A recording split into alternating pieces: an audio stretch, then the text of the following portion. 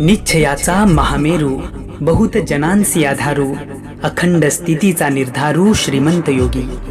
सह्याद्रीची छाती गर्वाने फुगली आणि दिल्लीची मान शर्मेने झुकली जेव्हा हा जाणता राजा मराठी साम्राज्याचा पहिला छत्रपती झाला. मराठ्यांचा राजा छत्रपती बनला ही गोष्ट काही सामान्य नव्हती. स्वराज्य हे काही वडिलोपार्जित मिळकतीचे धन नव्हते.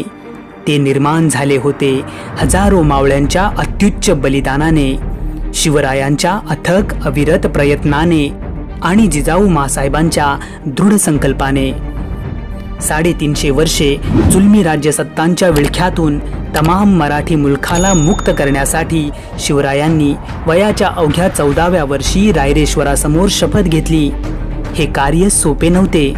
त्यासाठी त्यांना मुघलशाही, आदिलशाही, निजामशाही या तिन्ही इस्लामी सत्तांबरोबरच सिद्दी, पोर्तुगीज आणि ब्रिटिश या परकीय सत्तांसोबतही 2 हात करावे लागले. 18 पगड जातीच्या भूमिपुत्र मावळ्यांना संघटित करून त्यांच्यात स्वाभिमान निर्माण करावा लागला. जावळीचे चंद्रराव मोरे, अफजल खानाचा वध, पन्हाळगडावरून सुटका, शाहिस्तेखानाची बोट, सुरतेची लूट आणि आग्र्याहून सुटका अशा एक ना अनेक बाक्या प्रसंगांना सामोरे जात महाराजांनी स्वराज्य स्थापन केले. मग या स्वराज्याच्या रक्षणासाठी असंख्य किल्ले बांधले, लष्कर उभारले, आरमार निर्माण केले, जमीन महसूल, न्याय व्यवस्था चोख केली. शिवरायांनी उभे आयुष्य स्वराज्याच्या कामी खर्च केले, क्षणाचीही उसंत घेतली नाही. आणि तरीही शत्रू मात्र त्यांना स्वतंत्र राजा मानावयास तयार नव्हते. तसे शिवराय मराठी मनाच्या सिंहासनावर फार पूर्वीच विराजित झाले होते. मात्र आता वेळ होती ती खऱ्या अर्थाने तख्तावर बैसण्याची. पिढ्यानपिढ्या अन्याय अत्याचार सोसलेल्या या मराठी रयतेला स्वतःचे सुराज्य सुपूर्त करण्याची आणि आपल्या प्राणांचे बलिदान केलेल्या हजारो मावळ्यांच्या ऋणांतून उतराई होण्याची. आपण निर्माण केलेले राज्य हे एक स्वतंत्र आणि सार्वभौम राज्य आहे हे साऱ्या जगाला कळावे ही सर्वसामान्य जनमानसाची भावना होती. आणि याच जनभावनेस धरून गागा भट्टासारख्या धर्मपंडिताने राजांना सवाल केला. राजे, लक्ष लक्ष पायदळ घोडदळ अवघे आपण उभे केले, गडकोट बांधले, अरमार उभारले, तरी आपणास तख्त नाही. ये कैसे तख्ती बैसावे, मराठा राजा छत्रपती झालाच पाहिजे. महाराजांनी सोच विचार केला आणि जनभावनेचा आदर करत राज्याभिषेकास होकार दिला. आणि बघता बघता अवघा मराठी मुलूक राज्याभिषेकाच्या तयारीला सज्ज झाला. आणि अखेर तो क्षण आला. हिंदवी स्वराज्य स्थापून माझा राजा सिंहासनाधीश्वर झाला. झुकल्या वाकल्या त्या गर्विष्ठ माना जेव्हा क्षत्रिय कुलावतंस राजाधिराज शिवरायांचा राज्याभिषेक झाला. तर चला मित्रांनो, आज आपण छत्रपती शिवाजी महाराजांचा तो अभूतपूर्व शिवराज्याभिषेक सोहळा नेमका कसा पार पडला हे या व्हिडिओच्या माध्यमातून जाणून घेऊयात. छत्रपती शिवाजी महाराजांनी स्वराज्याची राजधानी म्हणून सर्वप्रथम राजगडाची निवड केली होती. आणि जवळजवळ 1670 सालापर्यंत राजगड हीच स्वराज्याची राजधानी होती. परंतु मिर्झा राजे जयसिंग आणि दिलेर खानाच्या स्वारीत राजांना अनुभव आला की शत्रू एकदम राजगडाच्या पायथ्याशी येत आहे. म्हणून राजगड हा काही राजधानीचे ठिकाण म्हणून तितकासा योग्य नाही हे शिवरायांनी हेरले आणि त्यात बदल करण्याचा निर्णय घेतला. यावेळेस शिवरायांच्या नजरेस भरला तो एकमात्र रायगड. रायगड हा समुद्र तटावर वसलेला विशाल हृदयी आकाशाशी सलगी करणारा एक भव्य दिव्य किल्ला. येथील टकमक टोकावरून आणि हिरकणी कड्यावरून जर कुणाची चढायची हिम्मत होईल तर ती फक्त वाऱ्याच्या झोताला, आणि उतरायची हिम्मत होईल ती फक्त पाण्याच्या धारेला. अतिशय अवघड, सर्व दिशांनी चोखट, एकुलती एक वाट, विस्तृत पठार आणि भक्कम तटबंदी जे राजधानी वसविण्यास अगदी सुयोग्य. शत्रूला अवघड वाटणाऱ्या प्रदेशांमधले हे सर्वाधिक अवघड ठिकाण. अचूक उभारलेले बुरुज, चोर वाटा आणि महाद्वार यांमुळे रायगडाची अभेद्यता पदोपदी सिद्ध होत होती. सागरी दळणवळणासही हे ठिकाण अगदी जवळ, म्हणून महाराजांनी राजधानीसाठी याच गडाची निवड केली. महाराजांच्या राज्याभिषेकाची तयारी खरे तर कित्येक महिने अगोदरच सुरू झाली होती.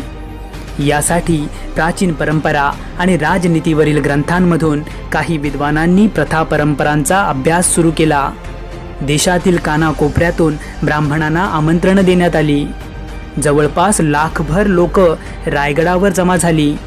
4 महिन्यांसाठी त्यांची उत्तम राहण्याची सोय करण्यात आली. सरदार, राज्यातील श्रीमंत गणमान्य व्यक्ती, दुसऱ्या राज्यांचे प्रतिनिधी, विदेशी व्यापारी आणि सामान्य जनता असे सर्वच या सोहळ्याला उपस्थित झाले.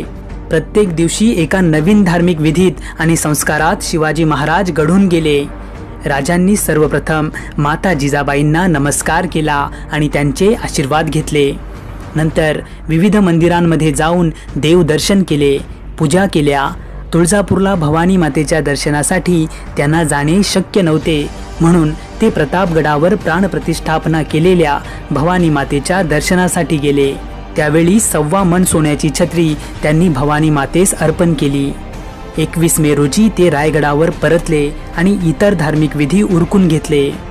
रायगड आता चहूदिशेने सजला. कुणी तोरण बांधत होतं, तर कुणी पताका सजवत होतं. कुणी पाहुण्यांचे स्वागत करत होतं, तर कुणी त्यांची व्यवस्था लावत होतं. सर्वत्र उत्साह अगदी शिगेला पोहोचला होता. राजधानी रायगडास आता आतुरता होती, ती फक्त राजांच्या प्रत्यक्ष राज्याभिषेकाची. आणि अखेर तो दिवस उजाडला. ज्येष्ठ शुद्ध त्रयोदशी, शके 1596, आनंद नाम संवत्सर, तारीख 6 जून 1674. महाराजांनी या मंगल व पवित्र प्रभाती सुचिरभूत होऊन श्री महादेव व कुलस्वामिनी आई भवानी यांचे दर्शन घेतले आणि राज्याभिषेक सुरू झाला. राज्याभिषेकात राजाचा अभिषेक आणि डोक्यावर छत्र धरणे असे 2 वेगवेगळे प्रमुख विधी होणार होते. त्यापैकी अभिषेक या विधीसाठी राजे सर्वप्रथम सोन्याने मढवलेल्या मंचावर बसले. शेजारील मंचावर उपरण्याला साडीचे टोक बांधलेल्या सोयराबाई बसल्या होत्या, तर बाळ संभाजीराजे थोडेसे मागे बसले होते. अष्टप्रधानांमधील 8 प्रधान गंगेसारख्या विविध नद्यांतून आणलेल्या पाण्याचे जलकुंभ घेऊन उभे होते. याच जलकुंभांनी शिवाजी महाराजांवर अभिषेक धरला. असं म्हणतात मंत्रोच्चारण आणि सूरवाद्य निनादू लागली. 16 सुवासिनींनी पंचारती ओवाळली. यावेळी शिवाजी महाराजांनी शुभ्र वस्त्र परिधान केले होते. जड जवाहीर अलंकार परिधान केले. गळ्यात फुलांचे हार घातले. एक राजमुकुट घातला. आपली तलवार, ढाल आणि धनुष्यबाणाची पूजा केली.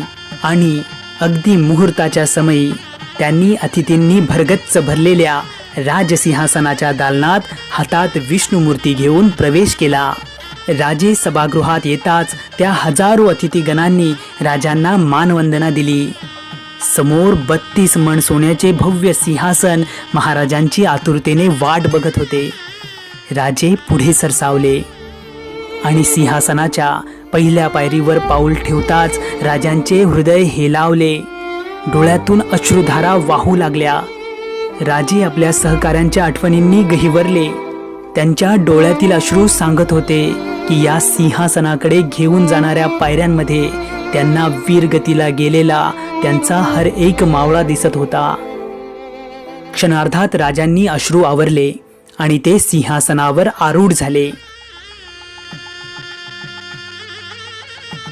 सिंहासनानजीकच्या 8 खांबाजवळ 8 प्रधान उभे राहिले आणि मोठ्या स्वरात मंत्रांचे उच्चारण सुरू झाले. मुख्य पुरोहित गागा भट्टांनी पुढे येऊन रत्नजडित झालरीचे भव्य छत्र महाराजांच्या डोक्यावर धरले आणि मोठ्याने उद्घोष केला. क्षत्रिय कुलावतंस राजाधिराज छत्रपती शिवाजी महाराज की. आणि संपूर्ण आसमंत शिवरायांच्या जय जयकाराने निनादून गेला. ढोल नगाडे झडू लागले. ठरल्याप्रमाणे प्रत्येक गडावरून तोफा डागल्या गेल्या आणि त्यानंतर विविध मंत्रीगणांनी सिंहासनापुढे जाऊन राजांना अभिवादन केले. छत्रपतींनी त्यांना या प्रसंगी विविध पदे, नियुक्तिपत्रे, धन, घोडे, हत्ती, रत्ने, वस्त्रे, शस्त्रे दान केली. दालनातील हा समारंभ उरकल्यानंतर शिवाजी महाराज एका देखण्या घोड्यावर स्वार होऊन जगदीश्वराच्या मंदिराकडे गेले आणि तेथून हत्तीवर स्वार होऊन त्यांची भव्य मिरवणूक रायगडावर निघाली. इतर 2 हत्तींवर जरी पटका आणि भगवे झेंडे घेऊन सैन्याचे प्रतिनिधी होते. सोबत अष्टप्रधान मंडळ आणि इतर सैन्यही होते. आसमंत आनंदोत्सवात न्हाऊन निघाला होता. रायगडावर ही मिरवणूक जात असताना सामान्य जनांनी फुले उधळली, दिवे